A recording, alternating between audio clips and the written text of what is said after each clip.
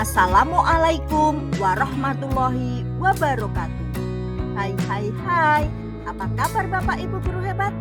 Semoga Ibu dan Bapak guru selalu dalam keadaan sehat sehingga kita bisa bersama-sama lagi. Jumpa lagi dengan saya, Ibu Tri Widyaningsih dari SD Negeri Bandung Rojo. Kali ini saya akan memaparkan aksi nyata saya pada topik bimbingan dan konseling layanan peminatan dan responsif. Dengan pilihan aksi nyata melaksanakan layanan peminatan. Sebelum kita melakukan atau merancang sebuah kegiatan, kita harus mengetahui dulu kebutuhan belajar murid-murid kita. Menurut Tomlinson, bahwa kita dapat mengkategorikan kebutuhan belajar murid ini paling tidak berdasarkan 3 aspek, yaitu kesiapan belajar, minat, dan profil belajar murid. Kesiapan belajar adalah kapasitas untuk mempelajari materi, konsep, atau keterampilan baru. Tujuan dari melakukan identifikasi atau pemetaan kebutuhan belajar murid ini berdasarkan tingkat kesiapan belajar adalah untuk memodifikasi tingkat kesulitan pada bahan pembelajaran sehingga dipastikan murid terpenuhi kebutuhan belajarnya.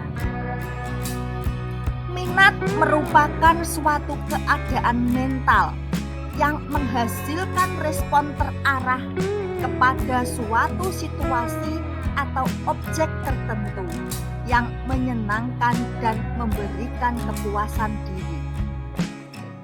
Tujuan melakukan pembelajaran yang berbasis minat diantaranya adalah dapat membantu murid menyadari bahwa ada kecocokan antara sekolah dan kecintaan mereka sendiri untuk belajar. Mendemonstrasikan keterhubungan antara semua pelajaran. Menggunakan keterampilan atau ide yang dikenal murid sebagai jembatan untuk mempelajari ide atau keterampilan yang kurang dikenal atau baru bagi mereka. Dan juga dapat meningkatkan motivasi murid untuk belajar. Profil belajar mengacu pada cara-cara bagaimana kita sebagai individu paling baik dalam belajar. Tujuan dari mengidentifikasi atau memetakan kebutuhan belajar murid berdasarkan profil belajar adalah untuk memberikan kesempatan kepada murid untuk belajar secara natural dan efisien. Terdapat 3 kelompok profil belajar murid. Yang pertama yaitu preferensi terhadap lingkungan belajar.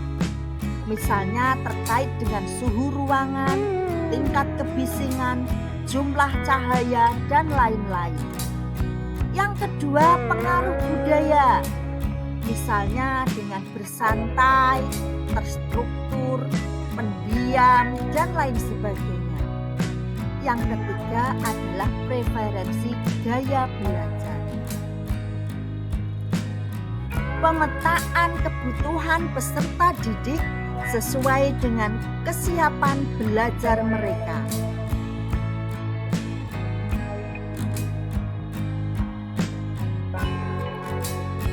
Pemetaan kebutuhan peserta didik sesuai dengan minat.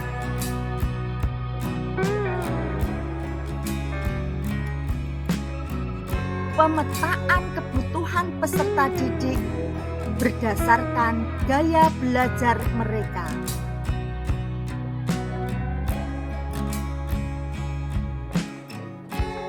Dari hasil pemetaan kebutuhan belajar murid, kami merencanakan layanan peminatan, di mana Program kegiatan kita adalah ekstrakurikuler pramuka.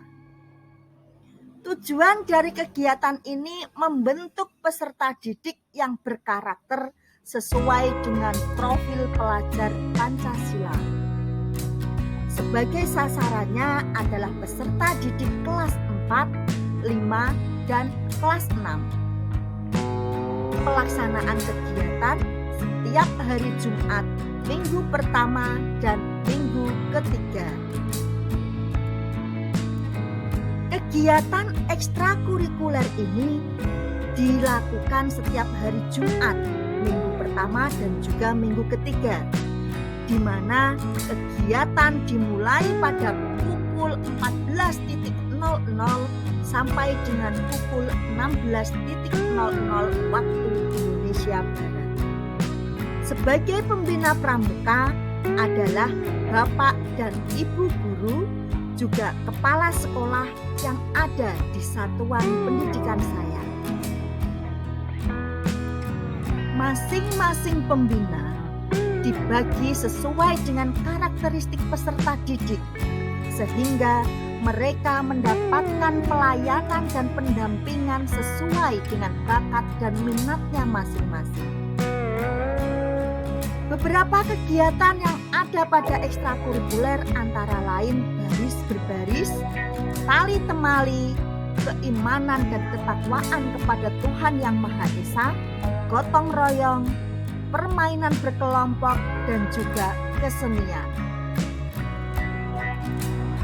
Bapak Ibu guru hebat semuanya, layanan peminatan ini dapat memberikan ruang eksplorasi yang besar bagi minat dan potensi peserta didik sehingga dapat berkembang dengan optimal. Oleh karena itu, guru harus mampu memetakan minat dan potensi mereka dengan baik dan benar. Rencana kegiatan harus disusun dengan mengacu pada hasil pemetaan peserta didik tersebut. Berikut adalah dokumentasi bimbingan dan konseling layanan peminatan dan responsif. Dokumentasi ini menunjukkan saat kita wawancara untuk melakukan pemetaan kebutuhan peserta didik. Wawancara ini saya lakukan secara individu. Berikut adalah dokumentasi pelaksanaan kegiatan ekstrakurikuler sesuai dengan minat peserta didik. Kegiatan ekstrakurikuler ini kami lakukan di dalam ruang kelas dan juga di luar kelas. Membagi profil pelajar Pancasila itu ada 6 dimensinya. 1. Beriman bertakwa kepada Tuhan Yang Esa dan berakhlak mulia. Mandiri itu yang kedua, gotong royong yang ketiga, kepentingan berbagi itu yang keempat, kreatif yang kelima, bernalar kritis keenam. Tepuk tangan untuk kita semua.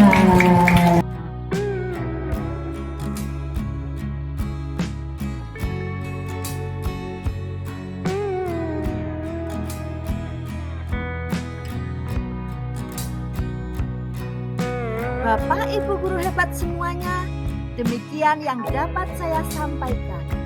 Kritik dan saran dari Bapak Ibu sangat saya nantikan. Terima kasih. Wassalamualaikum warahmatullahi wabarakatuh. Salam bahagia.